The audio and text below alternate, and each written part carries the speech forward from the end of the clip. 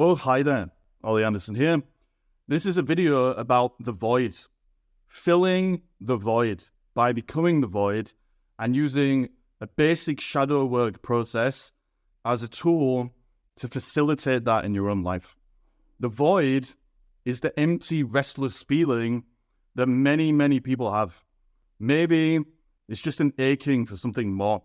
Maybe it's a feeling that you're not moving towards your potential. Maybe it's a feeling that you're stuck.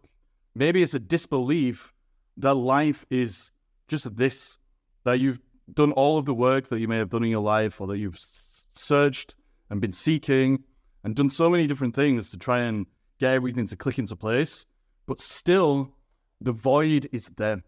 The void ultimately just means that you are not listening to yourself, that you've become disconnected, fragmented, and that your outer experience of life is a reflection of the inner fragmentation that you have become identified with and that you think is the norm. This video is going to show you that the only way to dissolve the void and to stop it affecting your life in a negative way is to start facing yourself at the deepest possible level. And that means doing some basic shadow work so you can see where you've been hiding from yourself. You can bring the real parts of yourself back to the surface. And ultimately, that is going to be the realest lesson in this video, that our true power is always there. It's just that we've become disconnected from it because of unhealthy relationship with our own shame, guilt, and trauma and other emotional stuff. And that social conditioning has caused us to stop believing in ourselves. That means that behind the ego, down there in the shadow territory, there is a true connection to the true power that is going to change your life. And by digging into yourself and figuring out what that looks like in your specific case, by reverse engineering your life, which is what we're going to talk about in this video, then you can dissolve the void, feel good, and start flowing again. So if that sounds like something that you might be interested in, then keep watching, because ultimately, this is going to reconnect you to yourself. So how do you know if you need to do the kind of work that we're talking about in this video? It's really simple.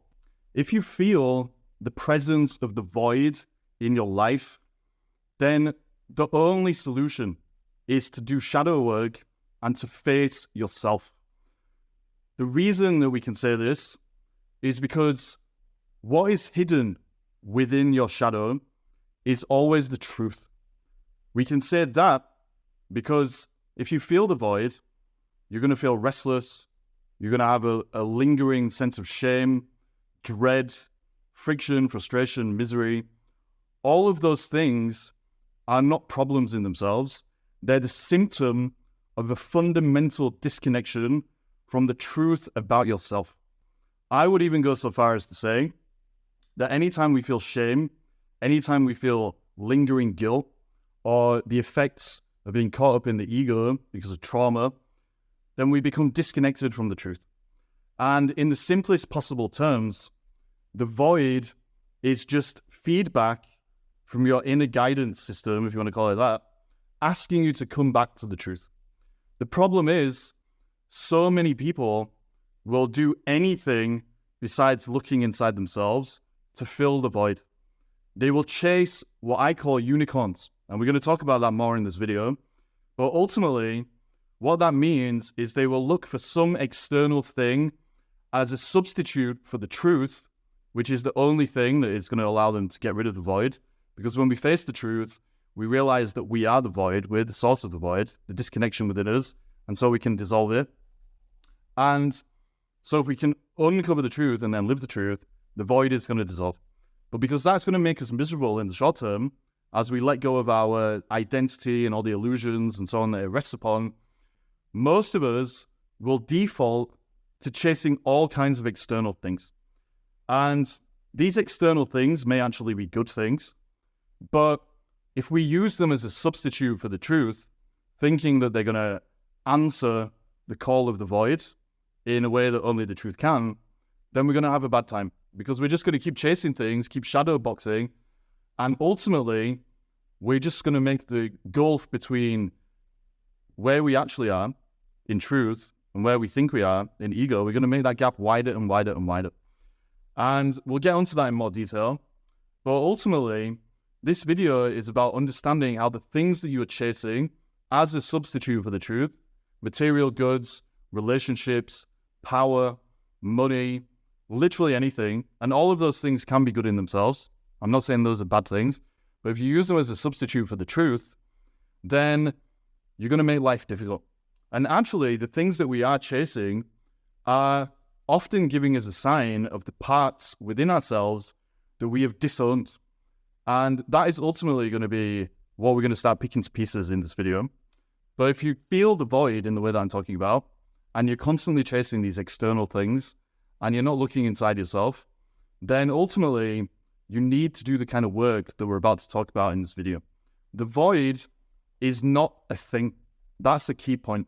The void is just an illusion that you're living out because of this disconnection from yourself, this disconnection from the truth. And when you disconnect from the truth in that way, that's when shame starts to drive your life, and you start doing all these cockamamie things to try and fill the void.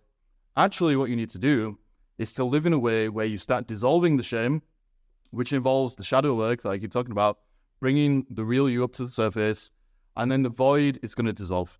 And so that's the main body of this video that's coming up. We're going to talk about the void itself in a little bit more detail.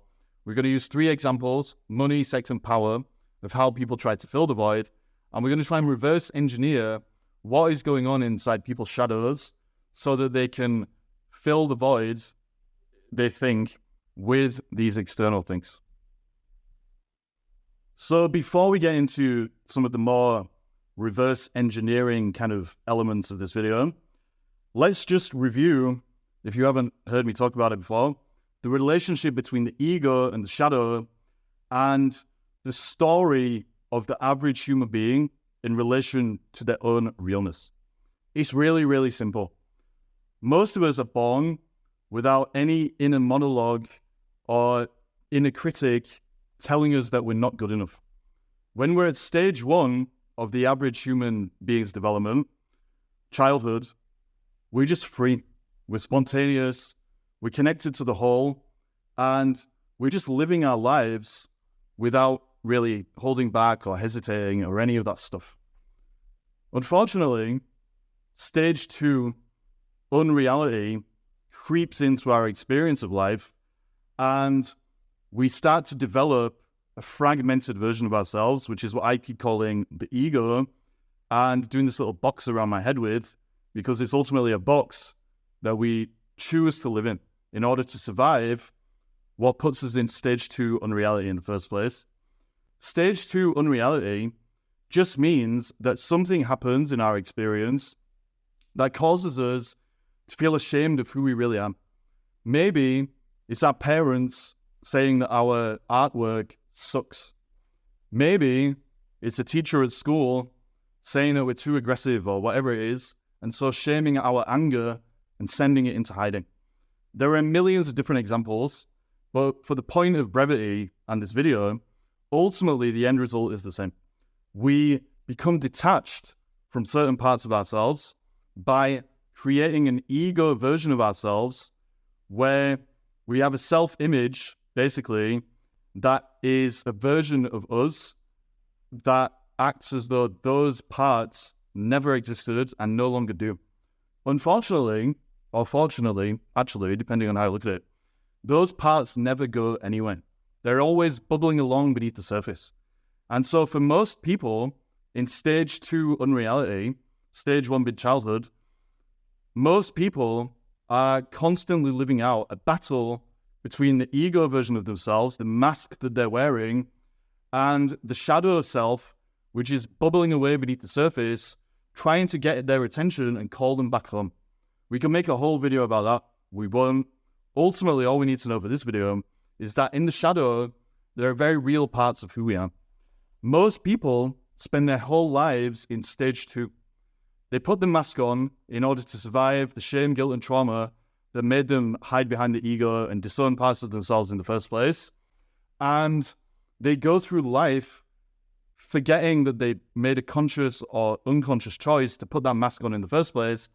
and they think that that's who they are. When you're living like that, that is when you will feel the call of the void. The void will constantly be calling you back to yourself. You'll experience friction, frustration, misery, the kind of restlessness that I was talking about.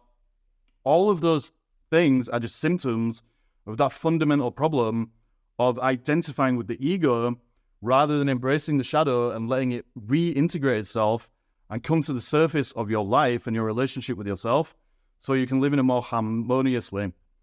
The third stage, after childhood, unreality, and the one that I'm about to talk about, the third stage is realness.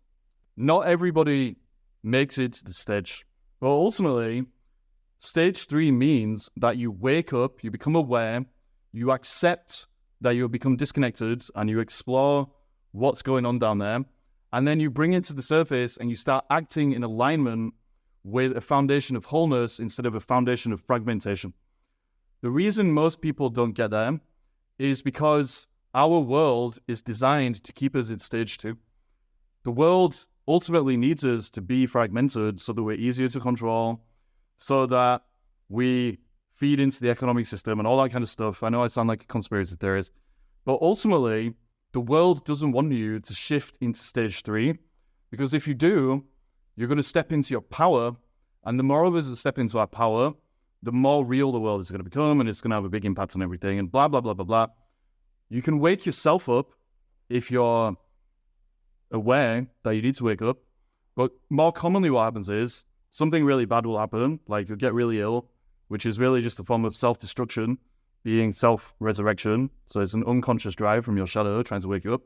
Or you might have some kind of a spiritual experience. But in general, most people will either hit rock bottom and they'll have to see that, oh, okay, that ego that I was living out before was basically bullshit. It was all illusions. And now that I've touched rock bottom, I'm going to build something more real. Or they become aware that they need to do something about the restless feeling and they start diving deep into themselves. So that is how we end up in the situation where the ego and the shadow are in a constant state of conflict, dance.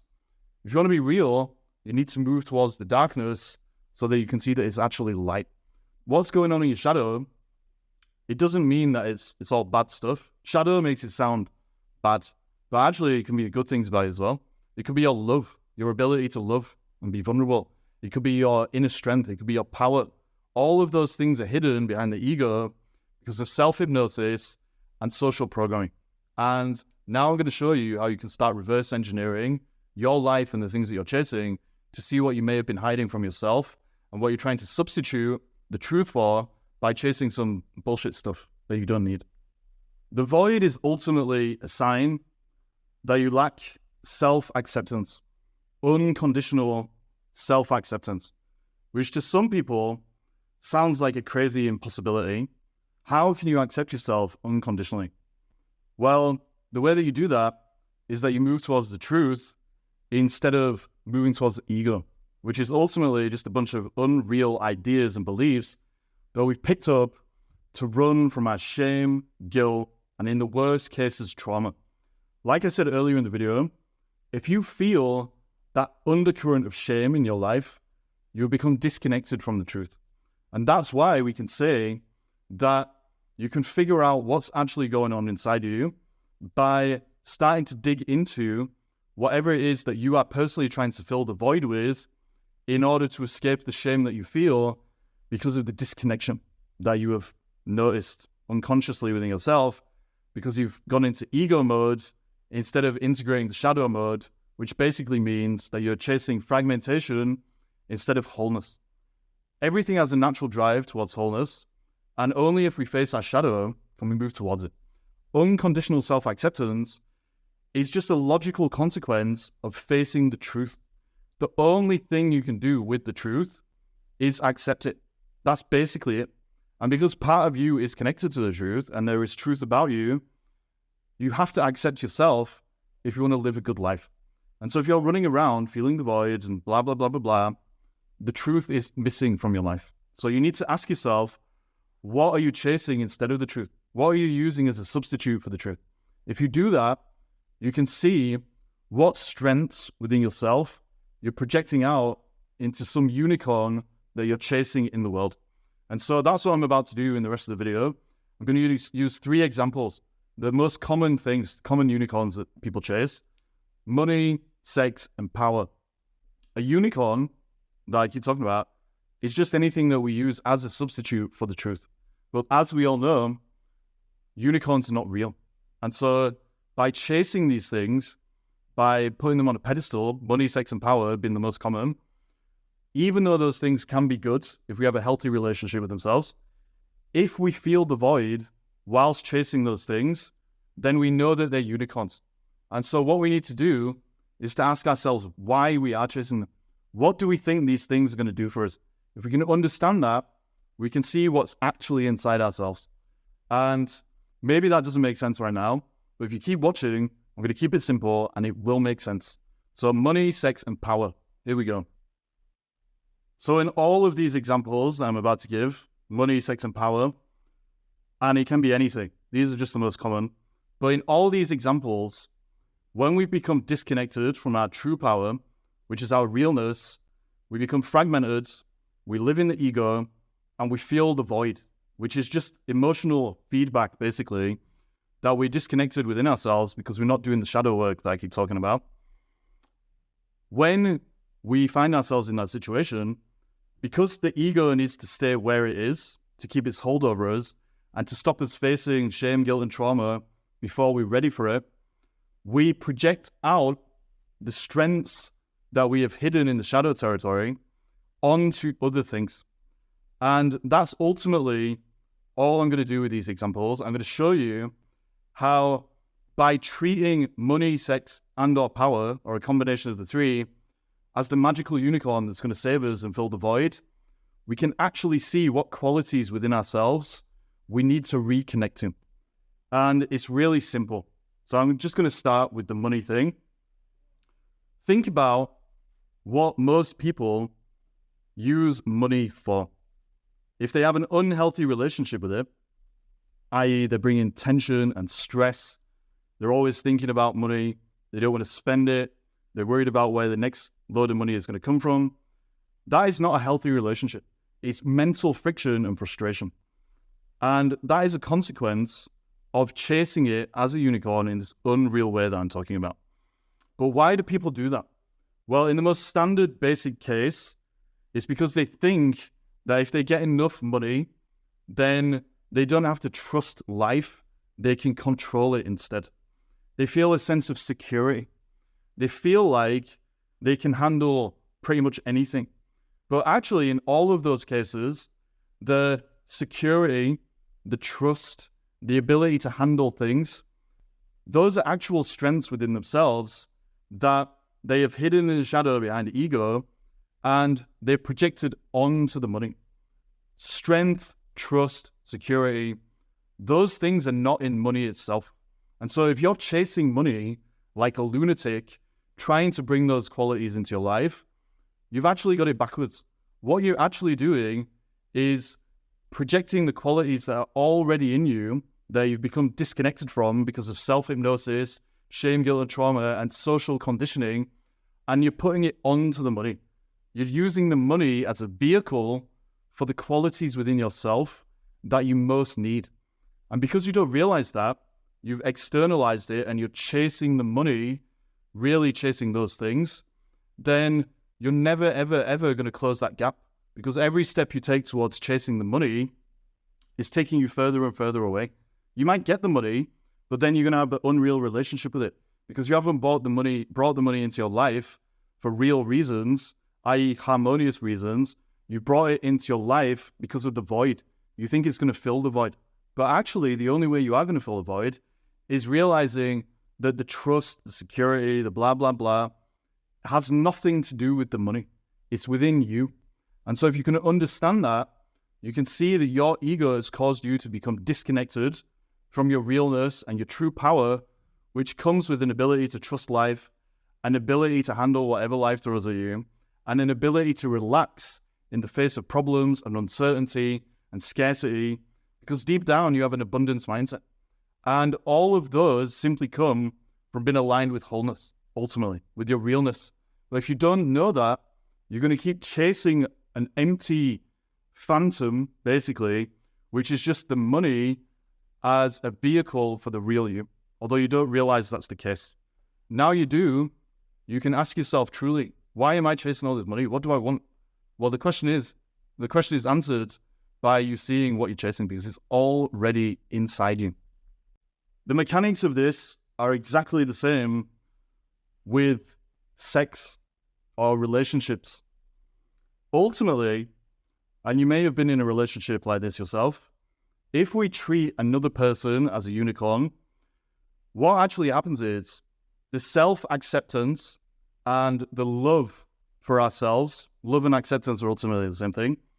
The self-acceptance that we have become disconnected from and hidden behind an ego, which will show up as, being a nice guy or a people pleaser or, not believing in ourselves and having imposter syndrome, all this kind of stuff.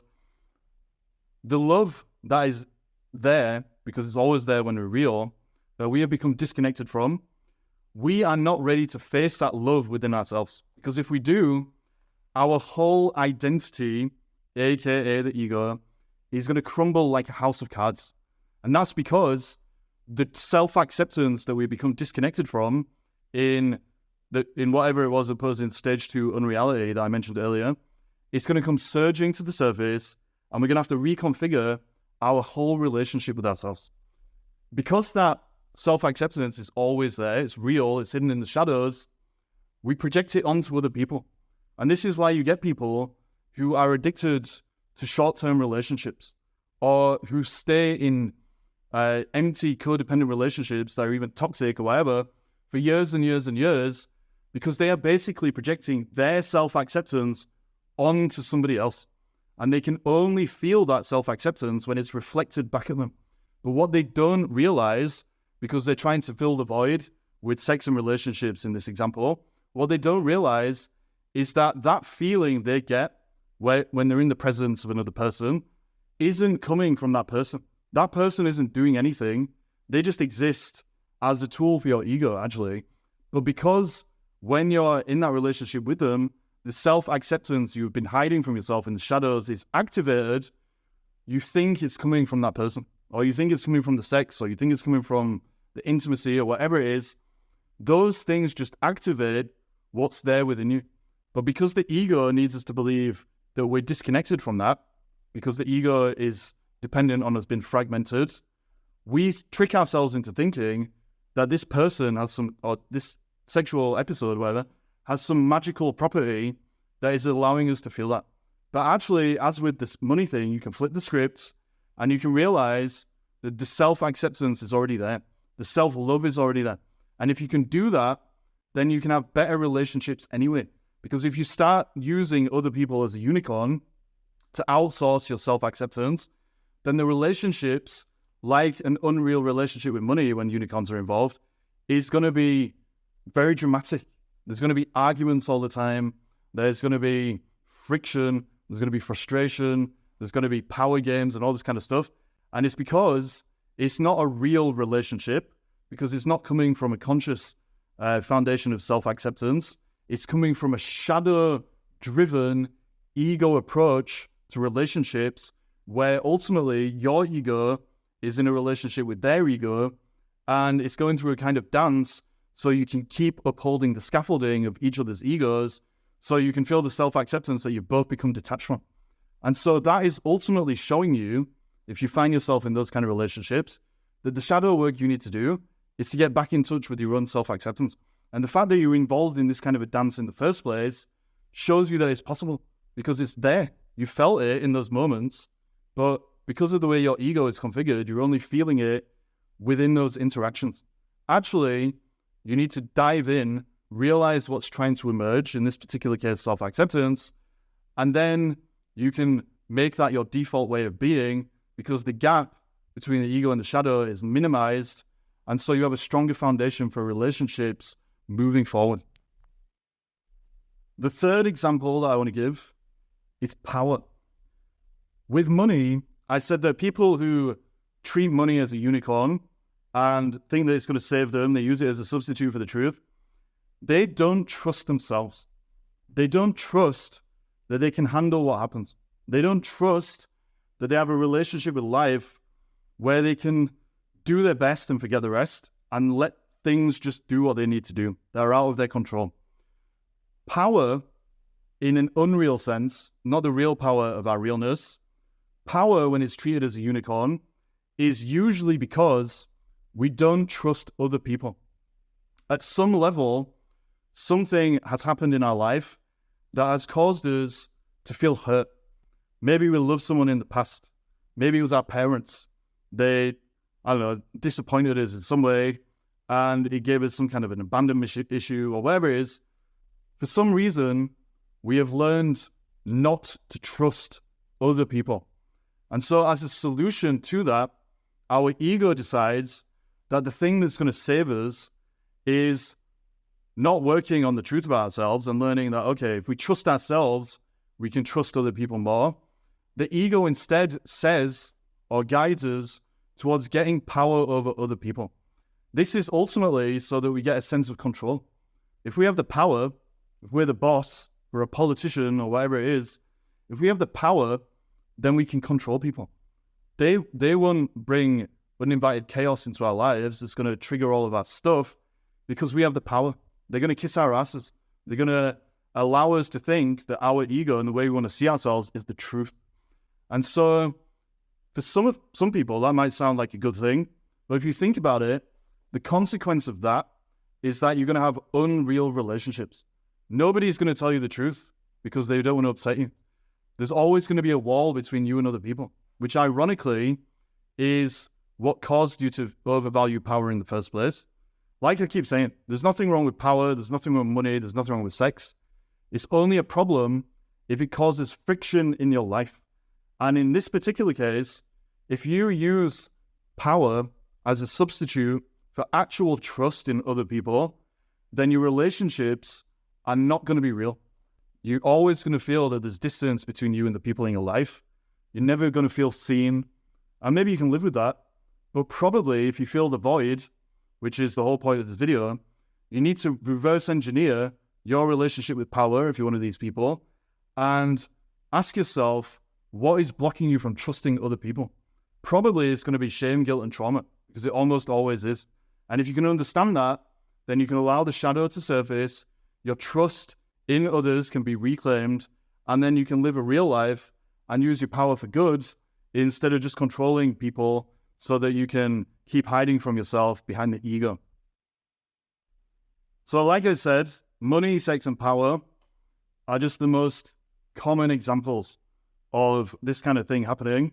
The ego decides that in order to keep the shadow at bay, it's going to project positive or negative qualities, but mainly I use positive examples. It's going to project those things out into some external goal, and then it's going to have you running around chasing that so that you feel a connection to the shadow, but you don't realize that chasing it instead of facing it is keeping you more and more disconnected from yourself in a real way, then by extension, the world, and then reality or life. And so the void is never going to be filled. And so if you want to make this practical, you need to ask yourself a few questions. The first one is whether you do feel the void. If you do feel the void, restless, friction, frustration, misery, feel there's a barrier between you and other people all the time, you can't really connect at a real level and all these kind of things. If you feel that in your life, then I can guarantee that you need to do this kind of work. The void, like I keep saying, is just feedback that you are disconnected from yourself. It's not a fundamental property of life.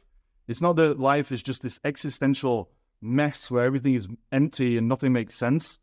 Life is a beautiful, amazing, flowing gift, but only if you work to close that gap or make it as narrow as possible so the gap between your shadow and your ego is minimized. And so that's the first thing you need to ask yourself. Do I feel the void? If you do, then you need to look at why. What is causing it? And the easiest way to get started with that is to look at what you're chasing. What are you trying to fill the void with? I can pretty much guarantee that whatever you're trying to fill the void with, money, sex, and power in the most common cases, whatever you're chasing to fill the void is showing you what you need to reconnect with in yourself. If you're chasing money to feel a sense of security and to feel like you can handle things and that you can trust life and all that kind of stuff, that is what you're looking for within yourself. It's already there, but you need to give it permission to come to the surface. And if you do that, you'll have a more healthy, real relationship with money. You won't be constantly worried about it because you know you can handle things. You won't be thinking where it's going to come from next because you trust yourself and you trust life. etc, etc. You'll have a real relationship because there is no gap between the ego and the shadow, because you're facing that these things you're chasing are in you. There's nothing magical about money. It's just a tool. It says in the Bible, the love of money is the root of all evil. People say that money is the root of all evil. It's the love of it. And the reason that people love it is because they're putting their own love for themselves onto it. And so actually, if you want to have a healthy, non-evil relationship with it, well, it starts with yourself. With sex and relationships, it's the same thing. If you're constantly getting engaged in unreal, unhealthy, codependent relationships, then you can bet your bottom dollar that you are trying to fill the void within yourself by outsourcing your self-acceptance and unconditional love for yourself out into the other person. And it's because your ego has ultimately been designed by society and self-hypnosis and all that kind of stuff, designed to not let you love yourself in that way. You think it's selfish or you think it's wrong or whatever it is, that is what's holding you back. And that's why you have to project it into other people, onto other people, and you keep chasing it to fill the void. The only way to fill the void is to turn inwards. And so you have to realize that your self-acceptance, which is always there if you've been real, and so if it's not there, there's some ego stuff going on, which is always there if you've been real, is buried beneath the surface. And so you just need to find it and build a foundation of it so that your relationships can be healthier, you can step away from codependency and blah, blah, blah, and you can have more intimate relationships because you're coming from a real place. And with power, same thing. You have hidden your trust for other people down there in the shadows, probably because you've been hurt, so you closed your heart and your ego got hard. And that is affecting the relationships you have with people. They only see you as a role, there's a wall between you, etc. Your trust is there, and you need to go get it and allow it to surface so you can live a real life. So that was a really convoluted video, maybe, but I hope it made sense. Ultimately, what I'm saying is the things that you're seeking, you're trying to fill the void, are already within you, but you keep the void going longer than it needs to be going by not becoming the void, by realizing that those things you're chasing are already in you. And it's super simple. If you sit down and ask yourself, am I feeling the void? If yes, what am I chasing to fill it? Then you can actually figure out what your shadow is trying to bring to the surface. Then you can be more real. There'll be less friction, less frustration, less misery in your life because you're going to have a real foundation and you're going to flow with your realness instead of flowing against it by hiding behind the ego. So, hope that helped. If anyone wants to talk about this stuff or anything else related to anything on this channel, book a call on my website, ollyanderson.co.uk/talk, where you can basically just get a feel for whatever it is that you think you're dealing with and figure out a way forward. The initial call is complimentary, so if that matters. But anyway, thanks a bunch. Take care. Peace.